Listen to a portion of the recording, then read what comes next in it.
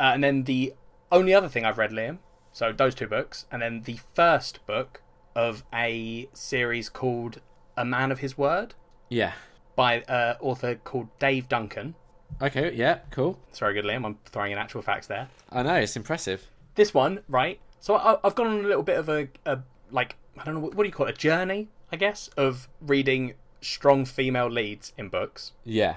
So I was reading this one, and the first main character you meet is a girl. Okay. And she's like a pretty badass, like, she's a princess, but she doesn't want to be, you know, the standard, I don't want to be a princess, I want to ride horses and swing swords. Yeah.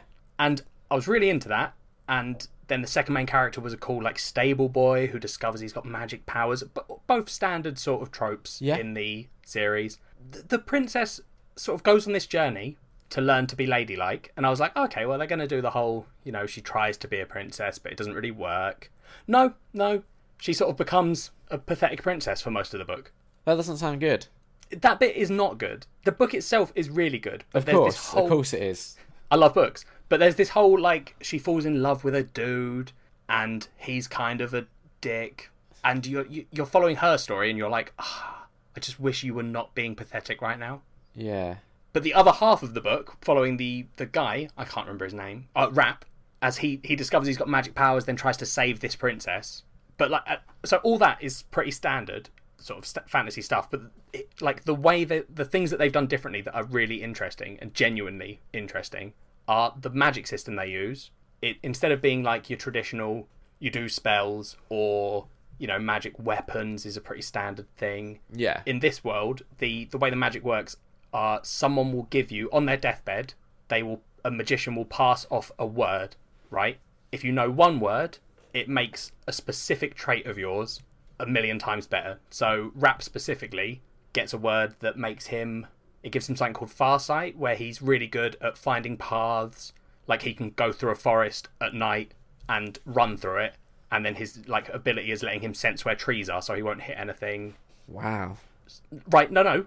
But so what happens is, you get one word, you get really good at that specific thing. Yeah, of course. If you get 2 words, you become something called an adept, and you can learn anything immediately. So you can have 1 sword lesson and become one of the greatest swordsmen. Yeah. If you get 3 words, you become a sorcerer, and you can start doing actual magic and, like, do crazy shit like fire, lightning and stuff. So you get the traditional magician stuff, but there's no spells. No one's, like, casting spells.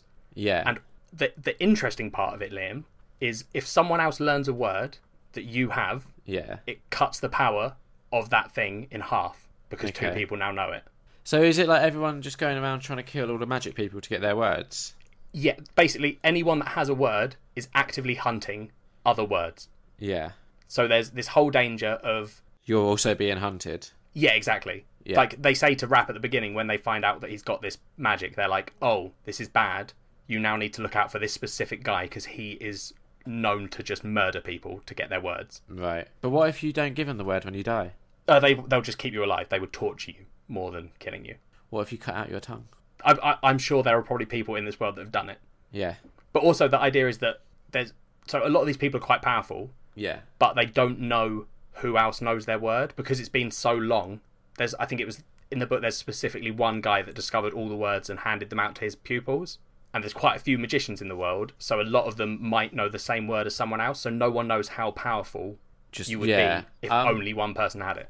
So, does the person have to die for you to be able to use their word? Or can they just tell you? No, you could pass it on, but then you would both be weaker. Yeah. Okay. So that's why a lot of people pass it on when they're about to die, because it's dangerous to no one. Yeah. And usually they're passing it to, like, a kid, so they don't want their kid to be weakened and just be murdered. Yeah. So they wait till their deathbed. Okay. What if you died and didn't pass the word on? Then the word would be lost, I guess. Right, okay. That would be best, right? Well, no, because then then your kid doesn't... I guess you'd then be saving your kid from having the power. Yeah, be kind of dickish. But the powers are actually quite useful, Liam. But you then become a huge target. But only if people know you've got a word. Okay. I mean, yeah, Liam, in your world, I guess if the world was made up of Liams, then yeah, it would all be solved real quick, because one guy would get a word and go, I'm just not going to tell anyone. Yeah.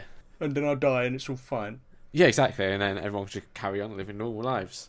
Whatever. But the other interesting thing, the final interesting thing... There's more? Which gives me a little bit of redemption to this series. Okay. And explains my 3 that I think I'm giving it. That's quite low for you. I know, but it's got all of the races of creatures that you'd expect in fantasy, like goblins, dwarves, elves. But instead of being the traditional ones that you're picturing, there are dragons, but that's not really a race, that's a creature. Anyway, instead of being like the elves are these long-living like elvish creatures with pointy ears, it's humans that are adapted to like an environment. Right. So like, for example, the goblins are people who have dark skin that's kind of greenish a little bit. Yeah. But instead of being like really pointy-eared little goblins, they're just people. And I'm like interested to see whether it explains how this is happening, because it sort of makes me think about like there are like post-apocalypse fantasy books. Yeah. Where like the world gets plunged back into that sort of time era. Yeah. And I'm wondering if it's going to do that at some point to explain that. I mean, it's possible, isn't it? Whatever, Liam, you're not interested. 3 out of 5, done. Well, no, what I'm interested is, so you've talked about all the things you do like about it. I'm interested. I also talked about the things I didn't like. Not enough, I don't. The fact that the strong female lead got shoved into a traditional like, oh. But was that the only thing you didn't like? That's the primary thing I didn't like. Yeah. Okay. Is there nothing else?